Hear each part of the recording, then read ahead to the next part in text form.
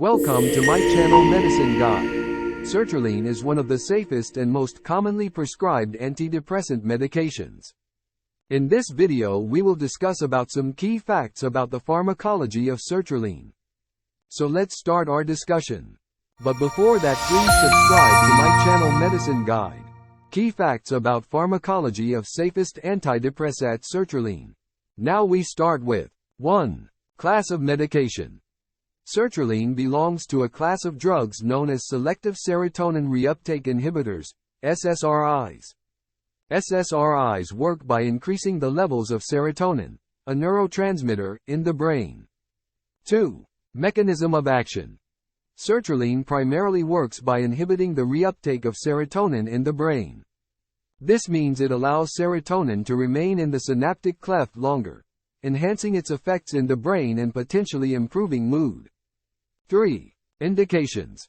Sertraline is commonly used to treat major depressive disorder, obsessive-compulsive disorder, OCD, panic disorder, social anxiety disorder, post-traumatic stress disorder, PTSD.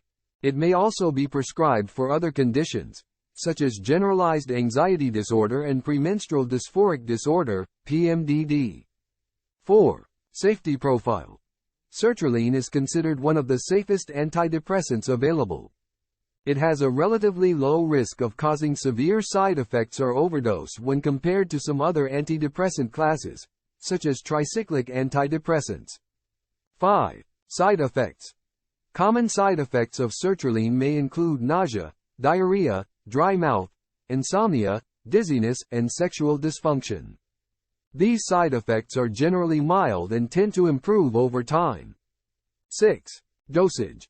The typical starting dose of sertraline for depression and anxiety disorders is 50 mg per day, which can be adjusted based on an individual's response and tolerability. Maximum recommended doses can vary depending on the condition being treated. 7. Onset of action. It may take several weeks for sertraline to start having a noticeable therapeutic effect, and full benefits may not be realized for several months. 8. Discontinuation syndrome.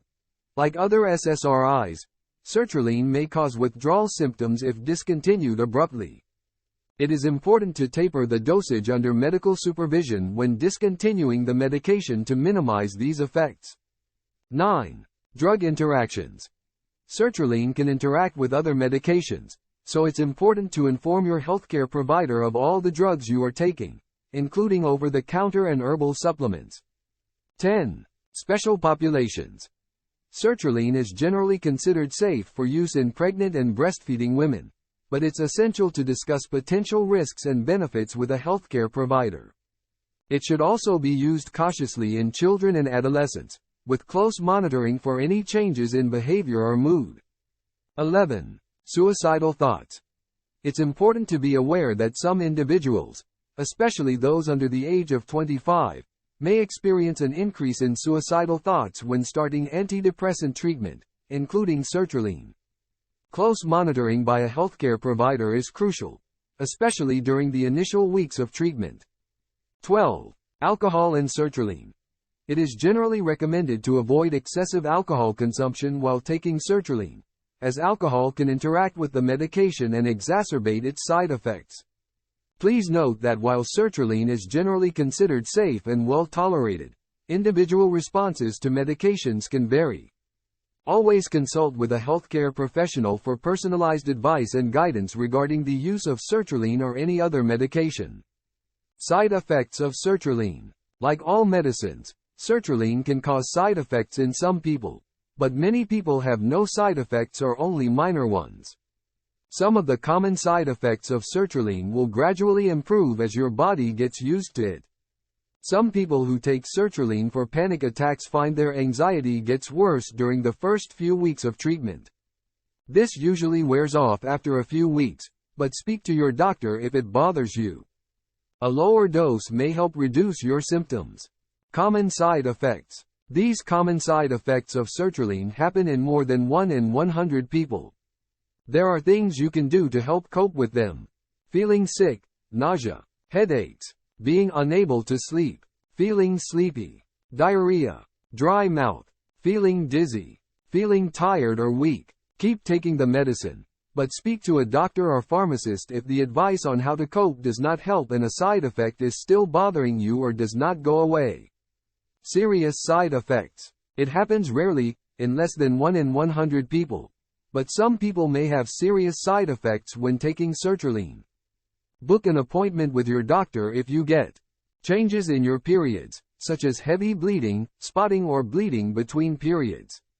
Weight gain or weight loss without trying. Who can take sertraline? Most adults can take sertraline. Children aged 6 to 17 years can also take sertraline, but only for obsessive-compulsive disorder, OCD. If you have diabetes, sertraline can make it more difficult to keep your blood sugar stable. Your doctor may recommend that you monitor your blood sugar level more often for the first few weeks of treatment with sertraline and adjust your diabetes treatment if necessary. Who may not be able to take sertraline? Sertraline is not suitable for some people. To make sure it's safe for you, tell your doctor if you have ever had an allergic reaction to sertraline or any other medicine. Have a heart problem. Sertraline can make your heart beat faster or cause an irregular heartbeat, arrhythmia. Or trying to get pregnant, already pregnant or breastfeeding. Have glaucoma. Sertraline can increase the pressure in your eye. Have epilepsy or are having electroconvulsive treatment. Sertraline may increase your risk of having a fit or seizure. How and when to take sertraline. Dosage and strength. Sertraline is available as 25 mg, 50 mg or 100 mg tablets. The usual dose of sertraline is 50 mg a day in adults. But your doctor may start you on a lower dose, then increase it gradually to a maximum dose of 200 mg a day. If you have liver problems, your doctor might give you a lower dose. The usual dose of sertraline for children aged 6 to 12 is 25 mg a day, but this may be increased to 50 mg a day after a week. The usual dose of sertraline for children aged 13 to 17 is 50 mg a day. Children aged 6 to 17 might have their dose increased up to 200 mg a day, if needed. How to take it. Take sertraline once a day. You can take it with or without food. You can choose to take sertraline at any time, as long as you stick to the same time every day. If you have trouble sleeping, it's best to take it in the morning. How long to take it for? Once you're feeling better, it's likely that you'll continue to take sertraline for several more months. Stopping before that time can make depression come back. Most doctors recommend that you take antidepressants for 6 months to a year after you no longer feel depressed. That's a no for this video. If you want to watch more videos like this, please keep watching my channel. Disclaimer. Channel's intention is to make sure that its consumers get information that is accurate, reviewed by an expert and error-free. However, the information mentioned here should not be used as a replacement for the advice of a qualified physician. The information given here is for informational purposes only, which may not cover all possible precautions, side effects, contraindications or drug interactions. Consult your doctor and discuss your queries related to any medicine or disease. Thank you for watching the video and do not forget to like, share, and subscribe to my channel Medicine God.